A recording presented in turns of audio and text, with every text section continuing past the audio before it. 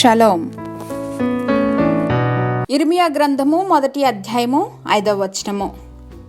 యెహోవా వాక్కు నాకు ప్రత్యక్షమై ఇలాగు సెలవిచ్చెను. గర్భములో నేను నిన్ను రూపింపక మునుపే నిన్నెరిగితిని. నీవు గర్భము నుండి బయలుపడక మునుపే నేను నిన్ను ప్రతిష్ఠించితిని, జనములకు ప్రవక్తగా నియమించితిని.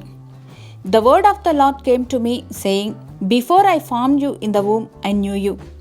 Before you were born, I set you apart.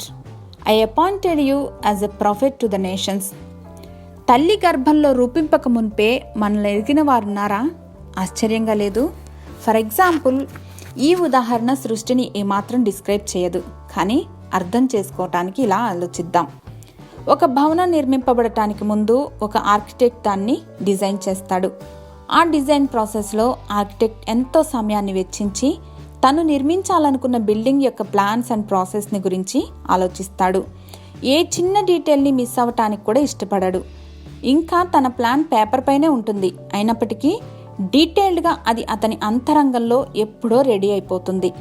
ఇలానే మన తల్లి గర్భంలో మనం రూపింపక ముందే మన దినాలన్నీ లిఖించారు. పక్కా ప్లాన్ అండ్ పర్పస్తో మనం సృజింపబడ్డాం. ఆయన ప్లాన్లో ఒక్క పొల్లు కూడా తప్పిపోకుండా సమస్తం ఆయన సమయంలో నెరవేర్చబడుతుంది. ఎప్పుడైనా ఎవరైనా మిమ్మల్ని సరిగా అర్థం చేసుకోకపోయినా లేదా ఒంటరి వారుగా అనిపించినా ఈ వాగ్దానాన్ని బట్టి ధైర్యం తెచ్చుకోండి. You are his workmanship, created in Christ to accomplish his special purpose. Hallelujah.